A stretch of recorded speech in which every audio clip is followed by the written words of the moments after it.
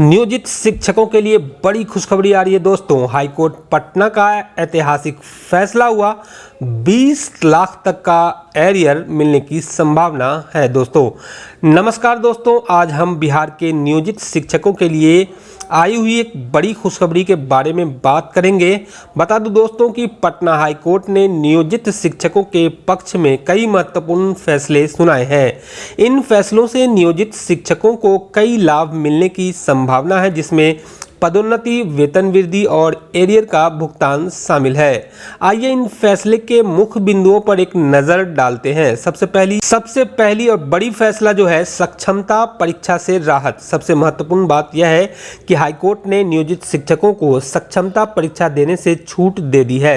इसका मतलब यह हुआ कि जब अब सक्षमता परीक्षा में फेल होने या परीक्षा नहीं देने पर उनकी नौकरी नहीं जाएगी। यह फैसला उन हजारों शिक्षकों के लिए बड़ी राहत है जो लंबे समय से इस परीक्षा के दबाव में थे।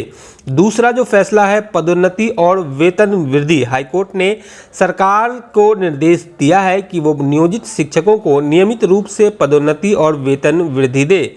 कोर्ट ने यह भी कहा है कि शिक्षकों को उनके अनुभव और योग्यता के आधार पर पदोन्नत किया जाना चाहिए। इस फैसले से शिक्षकों को आर्थिक लाभ होगा और उनकी सेवा का सम्मान भी बढ़ेगा।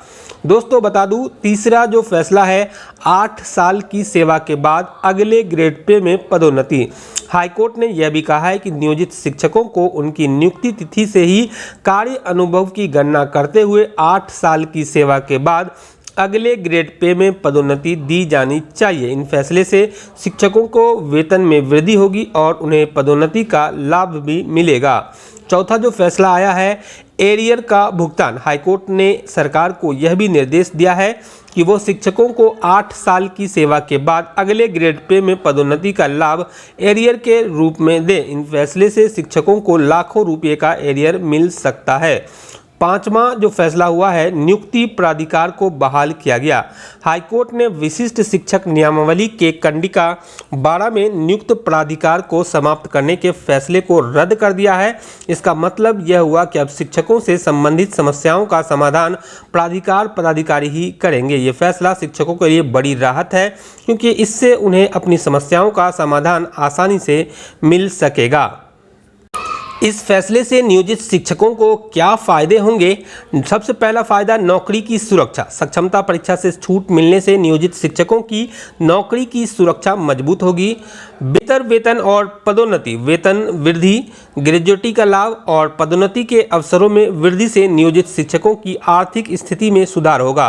कार्यस्थल पर मनोबल में वृद्धि। इस फैसले से शिक्षकों का मनोबल बढ़ेगा और वे बेहतर तरीके से काम कर पाएंगे। सरकार के इस फैसले के अनुसार क्या क्या करना होगा? हाईकोर्ट के आदेश का पालन करना। सरकार को हाईकोर्ट के सभी आदेशों का पालन करना होगा, जिसमें सक्षमता परीक्षा से छूट, वेतन वृद्धि, पदोन्नति आदि शामिल है। नियोजित शिक्षकों को एरियर का भुगतान करना होगा। सरकार को 8 वर्षों के बाद अगले ग्रेड पे में प्रमोशन का लाभ एरियर के रूप में नियोजित शिक्षकों को भुगतान करना होगा। चलिए दोस्तों, इस न्यूज़ को यहीं पे समाप्त करते हैं। न्यूज़ देखने के लिए बहुत बहुत धन्यवाद आपका। न्यूज़ पसंद आया हो तो इस वीडियो को लाइक करना बिल्कुल न भूलें दोस्तों। धन्यवाद।